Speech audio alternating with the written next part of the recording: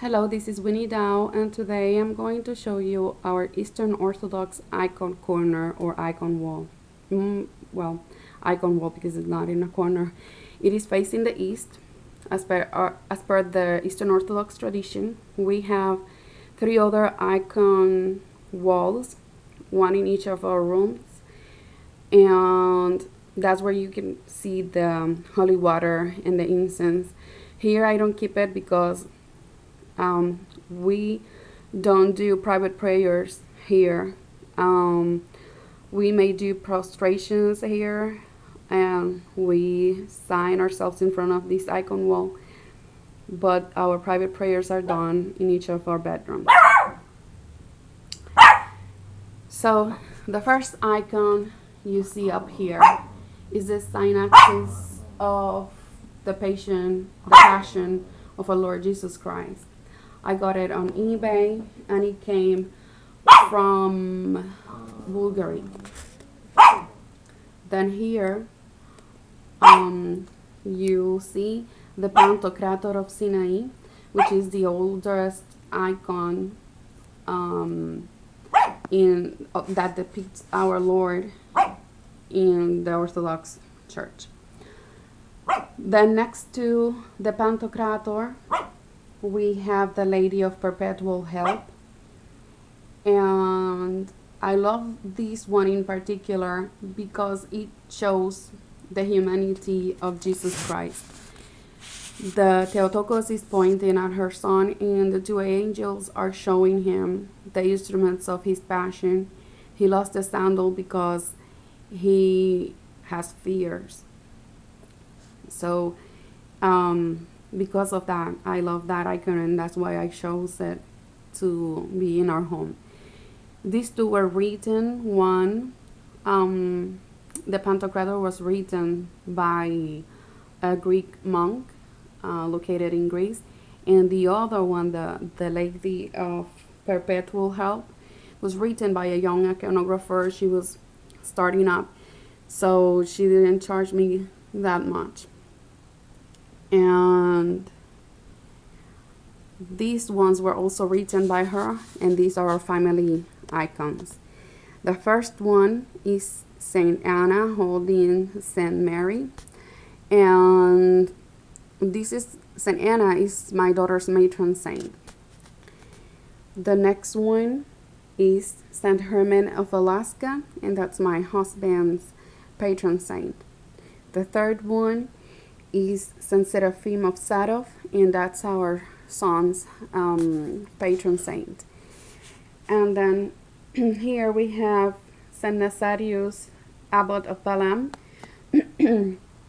It doesn't have the halo because at the moment we couldn't find an icon of him, so she had to paint the picture that is shown in the little Russian Philokalia in the volume 2.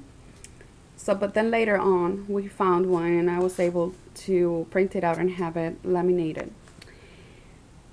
Here next to Saint Nazarius, there is a tapestry, a mini tapestry of the Nativity of our Lord, and this was probably the first icon that we bought. Here we have Saint Nicholas, and he's our family patron saint. And this is an icon on a tile, and it was a gift from my children's Sunday school teacher. And each of them have one. I keep one here and one in my room. But when they get married, each of them is gonna take theirs along with a Pantocrator and another icon of the Theotokos. Here I have a Russian egg, or this is also known as a pisanka, and I got it from a state sale store, a store that dedicates to sell items that don't sell at state sales. And inside of it we have some little pieces of pussy willows that have fallen here and there. I think it depicts the St. Basil's Cathedral, but I'm not sure. I believe it is because of the colors. So here on this side, on the very top, we have St. Paisius Velikovsky. And I got this icon. This is actually a card, and I put it on a frame. But this icon card, I got it from a store that sells Eastern Orthodox books online, and along with the order, they sent this one. This small icon is actually written on wood, and this is St. Sava of Serbia. And I got it from eBay. Someone was selling it for probably $1.99 or 99 cents. And they probably didn't know what they were selling. They couldn't identify the saint either, so a bunch of ladies on Facebook helped me with that. And we got it. Then this one is St. Necarius of Valem. This is the... I found two different icons written of him, but this one was the one that was facing towards the camera, so I was able to send this picture to Orthodox store that works online, and they printed it out and then laminated it for me. I love the icon. I love the saint, of course, but I love this icon because before I knew, or before I had seen any of his icons, I always loved when an icon had a church and a staff, and because of its meaning, it means that they either spread the church or they built a church. In this case, it means that he spread the church because he was the one who sent St. Herman of Alaska to Alaska to spread the faith, and also when he took the Valem monastery, sorry, it wasn't in its prime, and he helped the monastery to be what it is now, and the staff because he was an abbot. Now these two, to the right we have the descent of Christ into Hades. And what the icon represents is him standing on the doors of Hades, destroying death by his death, and saving Adam and Eve, along them all the people of the Old Testament who had died before him. Here to the left we see the synaxes of the 12 apostles, and they're also holding the church for obvious reasons. So I love this one very much. The one of Christ's descent to Hades was a gift from the mother of our godson. She gave it to us, so it's very special. Now on top of these two icons you see two palms in the shape of a cross. That's from Palm Sunday from 1 or 2 years ago, and we keep it there. This is the icon wall in my son's bedroom. Up here you see, this is not an icon, it's just a drawing I made and gave it to him. That is a prayer bracelet or a prayer rope that I made for him. It got kind of big, so that's why he keeps it in the wall, on the wall. Then down here we have on top of the big icon we got another version of the Pantocrator. Then we have the cross with an icon of Christ crucified, a palm from Palm Sunday, and this little card that you see there, he received it from the bishop because he went to Camp Nazareth and he sent one of those to each one of the children that participated there, and he prays for on the back there is a prayer. Let me show it to you.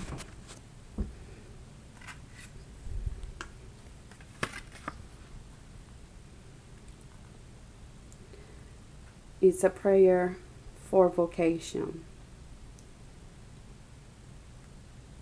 So, and then here you have his patron saint, which is Saint Seraphim of Sarov, and this is his favorite icon because he is feeding the bear. And then down here on his nightstand, you see, sorry, that he has some prayer robes, and there is the Lord's Prayer and the Orthodox Study Bible. So this is his icon wall. These are the icons in my daughter's room. To the right we have another version of the Pantocrator, and then to the left we have her matron saint, which is Saint Anna, the grandmother of our Lord, holding the Holy Theotokos. There is a little card on that frame, and this is Saint Irene of Cristovalenti. We have icons of her in the house because we prayed for her intercessions so that someone in our family was able to adopt a child.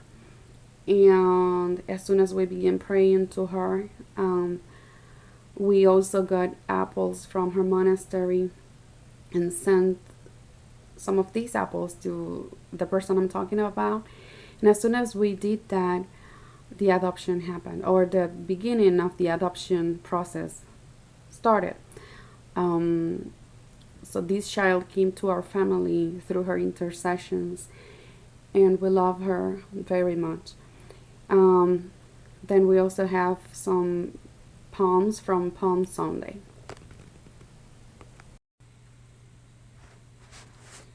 This is the icon wall in my room,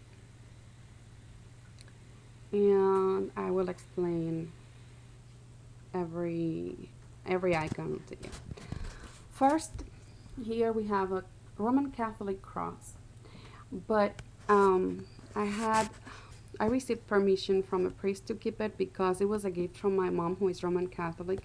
She gave it to me many years ago before I became an Orthodox, and she gave one to my sister and one to me. My sister lost hers, but I have always kept mine, and so it has a sentimental value for my mom and also for me, so I kept it.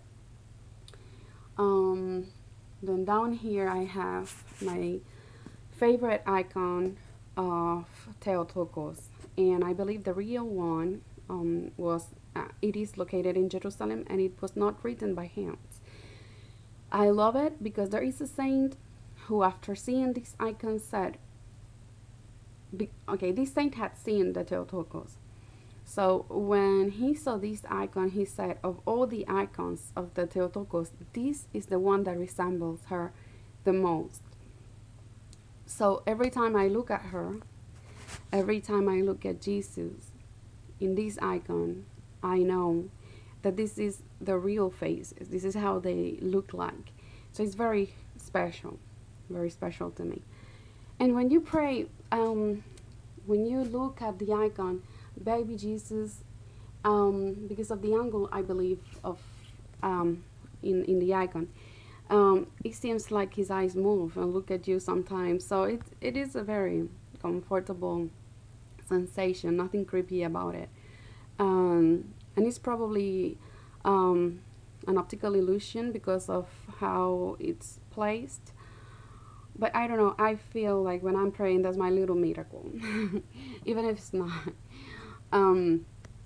So here, this cross is the cross I had during my chrismation. I keep it here because it's very delicate, and I don't want to lose it.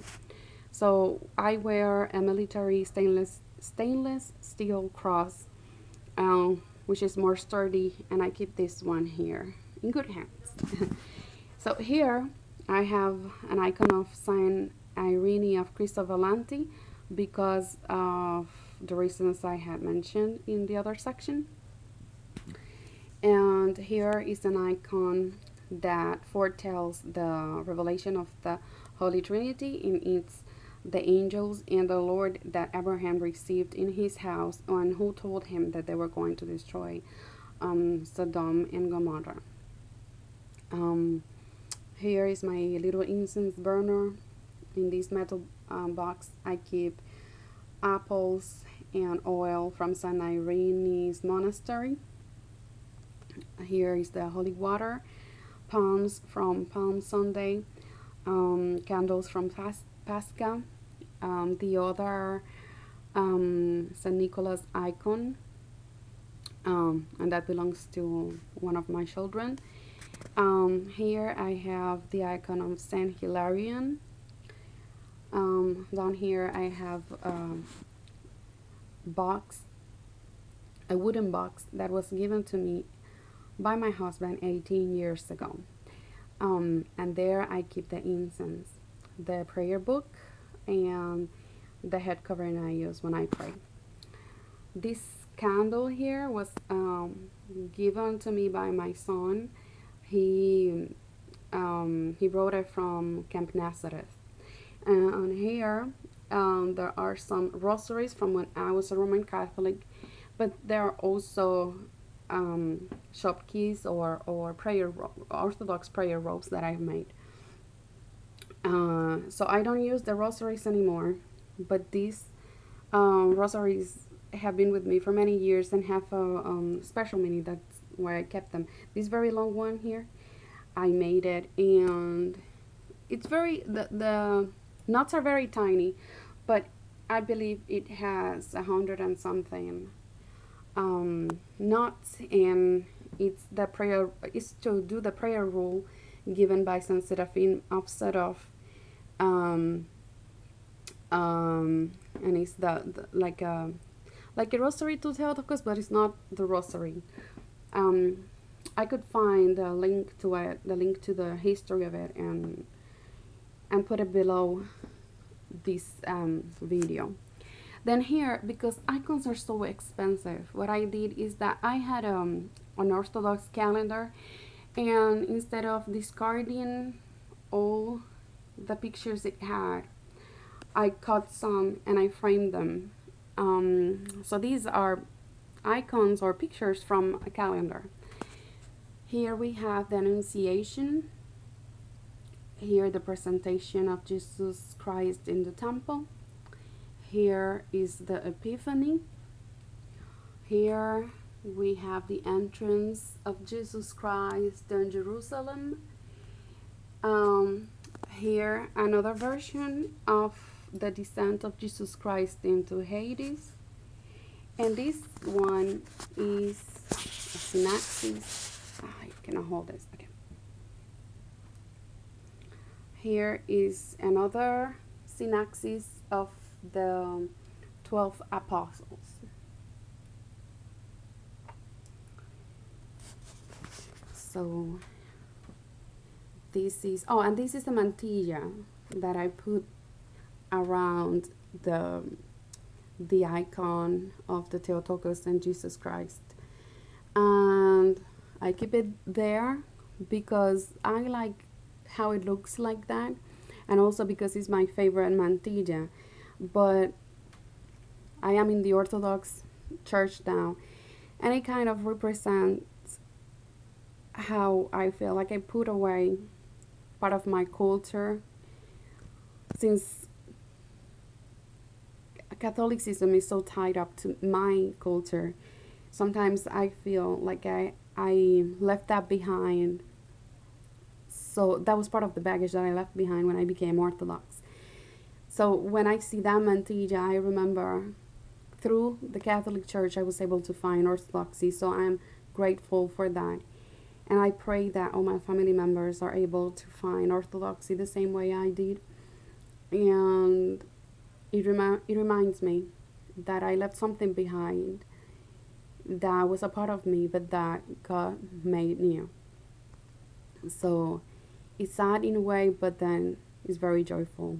So probably if there are others Roman Catholics that have become Orthodox, they can relate and understand what I mean. I will probably make another video in which I will explain how I became Orthodox. But as of now, I just wanted to share my icon corners, and I hope you liked it. If you liked it, please like and subscribe down below. And if you have questions, please ask. If I don't know the answer, I will certainly look for it. So thank you very much for watching. Have a blessed day. Bye.